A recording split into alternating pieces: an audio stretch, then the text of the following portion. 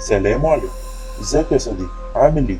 المهم خلينا ندخل في الموضوع على طول وما نطولش كتير. والمهم قبل ما نبدأ عايزك تنفذ الشروط، ولو انت جديد لسه في سماعي فتعالى قرب علشان اقول لك على الشروط، وهي هتجهز المشروب المفضل ليك واللب، وتسمع بصوت عالي في أوضة ضلمة ولوحدك وبس. وأتمنى لك يا صديقي أقصى درجات الرعب. استمتع. أنا كنت محتاج أحكي حكايتي علشان الناس كلها تشهد عليا وعلى اللي كنت بعمله. انا بحاول اصلح غلطتي وده كان شرطي الوحيد علشان يسيبني اعيش.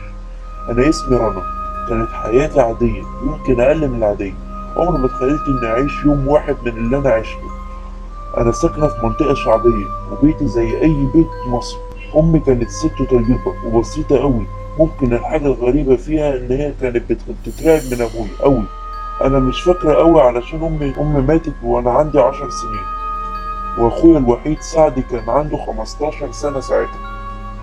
بعد أقل من سنة من وفاة أمي أبويا سابنا أنا وأخويا ومشي.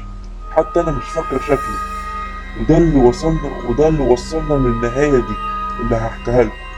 بس كل اللي فاكراه عن أبويا إنه كان بيحب يقعد لوحده طول الوقت. كان تقريبا ما بيشتغلش، لكن ممكن يغيب كام يوم ويرجع معاه فلوس تكفينا شهر أو شهرين، ومفيش حد فكر إنه يسأله إنه هو بيجيب الفلوس دي منين. المهم بعد ما ابويا سابنا انا واخويا سعد، اضطر ان هو يسيب الدراسة وينزل يشتغل اي حاجة. وبصراحة كانوا الجيران متعاطفين معانا قوي. المهم احنا فقدنا الامل في ان ابونا يرجع اصلا. هو ملوش اثر في اي مكان، ولا مستشفيات ولا اقسام ولا حتى المشرحة. الكلام ده عدى عليه 5 سنين، وفي يوم سعد قرر ان هو يخلينا نعيش حياتنا في ندم. هتشوفوا دلوقتي ايه اللي حصل. المهم انا مش هنسى اليوم ده ابدا. كنت لسه جايبه نتيجة الاعدادية، وكان حلمي ان ادخل الثانوية العامة، ولكن سعد قالها لي على غلاطة. ظروفنا ما تسمحش يا رنا بالثانوية العامة خالص.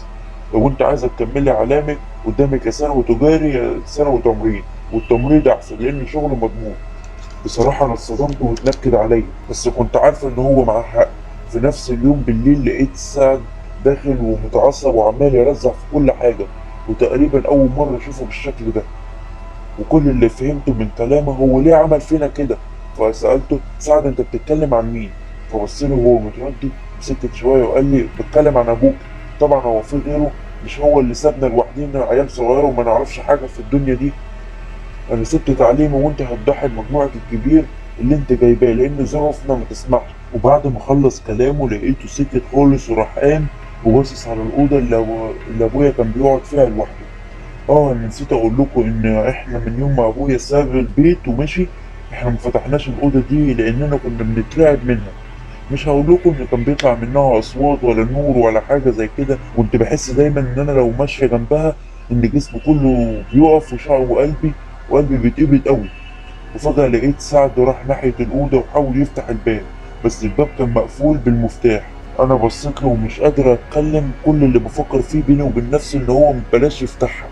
فجأة لقيته راح المطبخ وجاب سكينة ورجع تاني وقعد يحاول يفتح الباب. قلت له انت بتعمل ايه؟ لقيته قال انا هفتح الباب ادور في الورق اللي جوه يمكن نشوف اي ورقة نعرف منها اي معلومة عنه. وفعلا فتح الباب ونور النور ولقينا الأوضة شاربة تراب. بصيت كده لسعد وكنت حاسة إنه مسيطر عليه فكرة إن هو يلاقي حاجة، ولا فارقة بقى معاه تراب ولا أي حاجة تاني. بصراحة أنا كنت خايف إن أدخل الأوضة. المهم سعد فضل يلف يفتح الكراتين، كل شوية وشه يصفر أكتر ولقيته جايب كتابين وجاي عليا. بيقول لي أنا عرفت يا هانم أبوك كان شغال إيه. أبوك كان شغال في السحر والأعمال. قلت له أنت بتقول إيه؟ راح رزع الكتب على الترابيزة وقال لي اتفرج على اللي موجود في الكراتين، اللي من جوه مفيش غير كتب سحر. أنا معرفتش أرد عليه من كتر الصدمة اللي فيها، ولكن كنت حاسة من بدري ومتوقعة كده ان ابويا كان في حاجه غريبه. مفيش بني ادم طبيعي يسيب عياله ويمشي. وابص كده على سعد لقيته ابتسم ابتسامه خبز وقال لي بقول لك ايه، انا هعمل زيه وهشتغل الشغلانه دي لانها شغلانه مش متعبه وفلوسها زي الرز.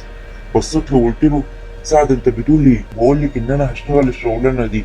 انت عاجبك بهدلت طول النهار في الشمس والتعب، في الاخر الفلوس اللي باخدها ما بتكفيش حتى رغيف عيش حاف. قلت له هو انت هتفهم في الحاجات دي ازاي يعني؟ لقيته بيقول لي هو انا هعمل دكتوراه؟ دول هم كتابين هنقراهم وكلمة من هنا على كلمة من هنا وخلاص. وفعلا سعد قام وخد كل الكتب والكراتين ودخلهم اوضته وقفل عليها. المهم طبعا سعد ساب شغله واتفرج للسحر والكتب، بقى يقعد بالساعات، وبقيت ساعات بلاقيه بالليل راسم رسومات غريبة على الأرض ومولع شمع وبيذبح قطط وديوك وسودة ساعات غربان، وكل ده كان بيذبحه في الرسومات اللي مرسومة على الأرض دي. وبعد شهر سيد سعد انتشر في المنطقة، دجال شاطر والفلوس كترت والعيشة ارتاحت. بس أنا ما كنتش مرتاحة تقريبا في الوقت ده. أنا خلصت تمريض وكان كل همي إن ألاقي شغل بدخل ثابت وأخلي سعد يسيب الحاجات اللي هو بيعملها دي. وفعلا لقيت شغل في مستشفى خاصة، وكان همي إن أنا آخد نبطشيات الليل علشان ما أكونش في البيت وقت اللي يبقى سعد بيعمل الحاجات دي. المهم عدى سنة على شغلي ده، واتعرفت على زمايل في الشغل، ومن ضمن الناس اللي اتعرفت عليهم الست محاسن مغسلة المشرحة. كانت بتعتبرني زي بنتها وأنا كنت بحبها جدا. بس سعد كان أكتر واحد كان فرحان بالصحوبية دي. كنت فاكرة فرحان لأنه لقى حد بيعاملني زي بنته وكده، بس اتضح إن هو فرح علشان حاجات تانية خالص. إنه ابتدى إن هو يطلب مني حاجات غريبة، زي إن هو اداني حاجات زي مثلثات وشنط سودا وورق، وبيطلب مني إن أنا أحطها في أكفان الميتين. لما قلت له إزاي قال لي سهلة أوي، هتخش المشرحة وافتح التلاجة وحط الحاجة جوه الكفن. في الأول رفضت، بس بعد زن كتير منه وبعد ما قال لي اطمني يا رنا، مفيش أي ضرر ولا عليا ولا عليك، ووافقت وبدأت آخد الحاجات وأحطها في الأكفان من غير ما الست محاسن ولا عم حامد الحارس المشرحة يعرف. ما كنتش متخيلة إن اللي كنت بعمله حرام وبيأذي الميتين. وفضلت كده حوالي سنتين ولا حد خد باله، لحد ما في يوم كان في جثة راجل كبير لسه واصلة. وكان اليوم ده سعد مديني عمل علشان احطه في كفن ميت جديد. وكالعادة نزلت المشرحة وقعدت اتكلم مع عم حامد لحد ما خرج يعمل حاجة، ورحت بسرعة ناحية الجثة وحطيت العمل قبل ما أهل الميت يجي يستلموا الجثة. وعدى اليوم ورحت البيت عادي. بس الليلة دي ما كانش زي أي ليلة. اللي حصل إن على الساعة 12 بالليل ودخل على واحدة كده، لقيت إن الأوضة بتاعت أبويا النور بتاعه ولع لوحده، ولقيت الباب بدأ يفتح لوحده. ورحت جريت على أوضة سعد ولقيته قاعد بيقرا في كتب أبويا. قلت له سعد الحقني، أوضة أبوك. قال لي مالها؟ قلت له النور ولع والباب يتفتح لوحده. قال لي يا بنتي أنت هبلة، الحاجات دي إحنا اللي بنعملها ومش هيضحك علينا بيها. قلت له لا تعالى بص معايا.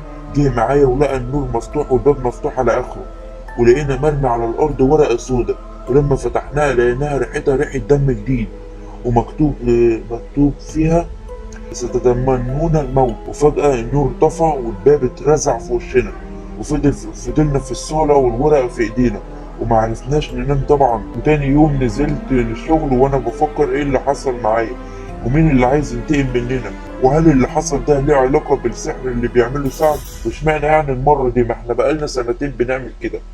وصلت الشغل وخفت حتى اقرب من المشرحة، مش عارفة ليه بس كنت خايفة جدا. أول ما رجعت البيت رحت علشان أطمن على سعد علشان أشوفه عمل إيه، لأنه طبعا كان مقضي الليل كله في قراية الكتب وتحضير الجن، إنه عايز يعرف إيه اللي حصل ده.